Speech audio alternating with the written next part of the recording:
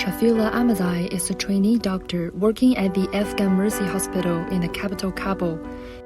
Last year, he completed his study at the Binzhou Medical University in East China's Shandong province. Lacking qualified personnel is a major headache for the public health facilities in Afghanistan. Since graduation, Ahmad has been trying to empower communities at the grassroots level to curb the spread of malnutrition and mental health diseases. On malnutrition, because in Afghanistan there is poverty.